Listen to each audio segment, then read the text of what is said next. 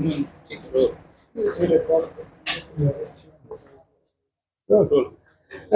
जी, इन दिनों जो लोकसभा का चुनाव चल रहा है और आपके द्वारा लगातार जो है क्षेत्र का भ्रमण भी किया जा रहा है। जी 1 महीने हो गया आपको प्रत्याशी घोषित हुए। जी जी क्या लगता है अब तक क्या रिस्पांस मिल पा रहा है? रिस्पांस तो इतना मिल रहा है जिसकी मैंने अपेक्षा भी नहीं की थी, क्योंकि मैं तो प्रत्यक्ष चुनाव में पहली बार आया हूँ। समाज के कामों में तो 40-45 वर्ष से मुझे लगे हो गया, लेकिन पार्टी ने अब जब मुझे प्रत्याशी बनाया एक सामान्य कार्यकर्ता को, तो जैसे पहले काम करता था अनेक क्षेत्रों में, पूरी स्पीड से पूरे गति से मैंने यहाँ भी काम करना शुरू किया है। और जो रिस्पांस मिल रहा है, हमको उम्मीद भी नहीं थी कि इतना बड़ा रिस्पांस मुझे मिलेगा। ऐसे में देखा जा रहा है कि आपके जो प्रतिद्वंदी है अफजाल अंसारी इन दिनों लगातार जो चुनाव प्रचार वो भी कर रहे हैं और हर चुनाव प्रचार में आपको या योगी जी को लगातार टारगेट करते नजर आ रहे हैं। अब एक चीज बता दें आपको, आप लोग भी समाज में घूम रहे हैं, देख रहे हैं। अब वो माननीय 2 बार विधायक रहे हैं, 1-2 बार सांसद रहे हैं, और जब व्यक्ति एक बार भी प्रतिनिधि हो जाता है तो उसको वो माननीय हो जाता है। तो माननीय को माननीय जैसा आचरण करना चाहिए। अभी उन्होंने एक बयान दिया, जो उनका भाई जिसका अंतकाल हुआ अभी, उसको वो शहीद का दर्जा दे रहे हैं, और आजाद चंद्रशेखर, भगत सिंह, सुखदेव, राजगुरु इत्यादि देश के शहीदों से उसकी तुलना कर रहे हैं। इससे दुर्भाग्य क्या हो सकता है? और उनकी सोच पर मुझे तरस आती है कि एक ऐसा आतंकवादी, उनका भाई, जिसने सैकड़ों माताओं के सिंदूर लूटे, और उसकी तुलना वो देश के शहीदों से कर रहे हैं जिन्होंने भारत माता के लिए अपने प्राण गंवाए। तो ऐसी सोच पर उनको हम क्या कहेंगे? आप बताइए, आप ही सोच लीजिए। अभी जैसा कि उनका एक जो मामला चल रहा है कोर्ट में 13 को, उस पर उस मामले में सुनवाई होनी है। उस मामले को भी लेकर लगातार वो आरोप लगा रहे हैं कि फैसला मेरा है या मामला मेरा है, लेकिन इन लोग को दर्द क्यों हो रहा है? हमको क्यों दर्द होगा? अभी कह रहे थे कि वो कह रहे मेरा टिकट कटवा देंगे। अरे हम क्यों टिकट कटवाएंगे? हमारी क्या हैसियत है कि टिकट तो जो सपा के मुखिया हैं मुलायम सिंह यादव, वो टिकट देंगे, टिकट कटवाएंगे। कल मैं भ्रमण में था करंडा के क्षेत्र में, एक मेरी छात्रा अपने ननिहाल आई थी, हमसे कही सर एक बात पूछें आपसे। हमने कहा हाँ पूछो। कहा कि उनकी लड़की भगवान शिव पर जल चढ़ा रही हैं, उनसे पूछिए ना कि शिवरात्रि के दिन क्यों नहीं जल चढ़ाई, ये चुनाव ही में क्यों जल चढ़ता है भगवान शिव के ऊपर। हमने कहा तुमने तो भाई बहुत मूल प्रश्न किया। तो ये प्रश्न है कि नहीं प्रश्न है? भैया भगवान शिव से प्यार है तो हम लोग पूरा हिंदू समाज शिवरात्रि को जहां भी है जैसे भी है भगवान शिव के ऊपर जल चढ़ाता है।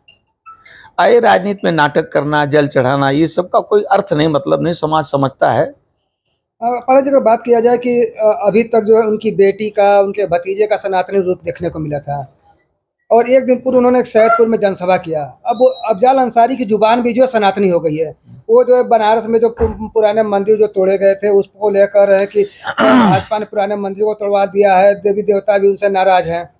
अच्छा आप एक चीज और बताइए, औरंगजेब के समय में भगवान शिव का वो मंदिर ध्वस्त किया गया, जिसका मुकदमा बाबरी वो जो ज्ञानवापी का चल रहा है। एक बार भी उनको पश्चाताप नहीं करना चाहिए कि दूर दूर देश से आए विदेशियों ने भगवान राम के मंदिर को ध्वस्त किया, उस पर एक ढांचा बनाया जिसको बाबरी मस्जिद कहने लगे, भगवान शिव के मंदिर को अपवित्र किया। इस पर तनिक भी पश्चाताप उनको नहीं है। यदि हिंदू समाज का मत लेना है, वोट लेना है, तो एक बार तो पश्चाताप ही करते कि जो आक्रमणकारी थे देश में आए, जिन्होंने हमारे धर्म स्थानों को अपवित्र किया, चाहे सोमनाथ का मंदिर हो, चाहे भगवान कृष्ण की जन्मभूमि हो, चाहे काशी विश्वनाथ का मंदिर हो, उनको अब मंदिर नजर आ रहे हैं। एक भी बयान देते ज्ञानवापी के विषय में कि ये भगवान शिव की त्रिशूल पर बसी हुई नगरी है, हिंदुओं की आस्था का महान केंद्र है वो, इस पर उनको कुछ नहीं कहना है।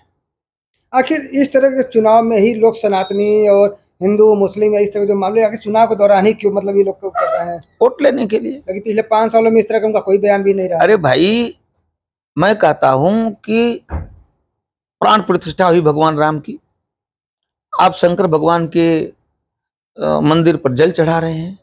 लिखा हुआ है भगवान शंकर ने कहा कि जाके प्रिय न राम वैदेही तहिए तजिए ताहि कोटि वैरी सम यद्यपि परम स्नेही। आप जाके राम की जब प्राण प्रतिष्ठा हुई भगवान की, वहां शीश नवाते तो हिंदू समाज के प्रति प्रेम आपका उजागर होता। ये तो आपको करना नहीं है, वो तो वोट पाने के लिए चाहे इधर का उधर, इधर का उधर। अरे कितनी पार्टियां घूम डाले, आपको भी याद होगा। कम्युनिस्ट पार्टी से विधायक हुए थे, माननीय सरजू पांडे जी उनके नेता थे, कूद के गए सपा में। जाने का कारण क्या था? एक कारण हम लोगों की समझ से कि एक विद्यालय को ग्रांट दिलानी थी। मुलायम सिंह जी ने उनके विद्यालय को ग्रांट दिया और ये लिखा गया कि कभी ये फिर उदाहरण न समझा जाए, विशेष परिस्थितियों में दिया जा रहा है वो। तो यही सब तो था उनका, सपा से बसपा में, बसपा जब जैसा घात बने। लक्ष्य है एमपी बनना, एमपी बन करके समाज की संपत्ति पर डाका डालना, सीधा सीधा। 5 साल वो सांसद रहे हैं। हमसे कल पूछ रहे थे एक सभा में कि आपने भाजपा के प्रत्याशी को देखा है क्या? तो मैंने उनसे पूछा जनसभा में कि देखने का काम जिम्मा तो आपने लिया था, आपने तो शपथ खाई थी पार्लियामेंट में जनता की सेवा करने का। इस गांव में कोई भी व्यक्ति कभी आए क्या? आपने देखा क्या उनको? लोगों ने कहा हमने नहीं देखा। हमने कहा मेरा काम थोड़ा ना है, मेरा काम तो क्लास पढ़ाना था। हम तो अपने क्लास में थे, पढ़ा रहे थे, अपनी जिम्मेदारी का हम पालन कर रहे थे। उन्होंने अपनी जिम्मेदारी का पालन किया कि नहीं किया, वो क्षेत्र में घूमे कि नहीं घूमे, इसका उत्तर स्वयं जनता को बताएं वो। अभी देखा जा रहा है कि जिस तरह से गर्मी जो तापमान है लगातार बढ़ता जा रहा है, और जनसभाओं में किस तरह से गर्मी जो तापमान है लगातार बढ़ता जा रहा है, और जनसभाओं में काफ़ी भीड़ भी हो रही है, और उस जनसभाओं में लोगों के बेहोश होने के भी मामले आ रहे हैं। अभी एक वीडियो वायरल हुआ जिसमें अफजल अंसारी के जनसभा के दौरान जो एक व्यक्ति बेहोश हो रहा है और उसे उसका इलाज कराने के बजाय जो किनारे लिटवा कर अब उसको चलते बन रहे हैं। यही कर रहे हैं, यही करेंगे वो, इससे अधिक कुछ नहीं करना है। देखिए एक चीज बता दें, हिंदू तो बहुत सरल और सीधा है शुरू से ही। उसका मन बड़ा विशाल है, वो किसी से अपने को लुटवा देता है। जैसे 19 में हुआ ना, 14 में चला विकास का इतना तेज गति का रथ, 19 में अंधेरे में ढकेल दिया गया। हर वोटर अब अपने को ठगा ठगा सा महसूस कर रहा है। हमसे तो उन्हीं के वोटर्स कह रहे हैं जिनके ऊपर उनको बड़ा नाज है कि भैया अब वो गलती नहीं होगी, अब गलती एक बार हम कर चुके।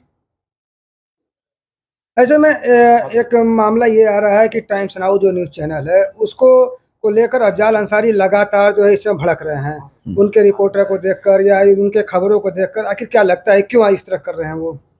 अब उनको कुछ लगता होगा कि उनके खिलाफ कुछ जा रहा होगा, या असलियत। मैंने तो आपसे कहा ना कि उन्होंने अपने भाई की, आतंकवादी भाई की, थोड़ा मोड़ा नहीं, वो अंतरराष्ट्रीय माफिया व्यक्ति था, सामान्य आदमी नहीं था। सर देखा जाए तो इन दिनों कलम बनाम कट्टे का नारा चल रहा है गाजीपुर में, इसको कैसे लेते हैं आप? यही ठीक है, मैं तो अध्यापक हूं भाई। क्या लगता है इस बार कलम जो है कट्टे पर भारी बनाएगा?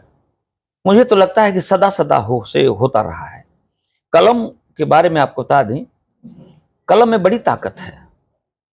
कलम के नीचे जो दब जाएगा ना, वो जिंदगी में फिर उठ नहीं सकता है।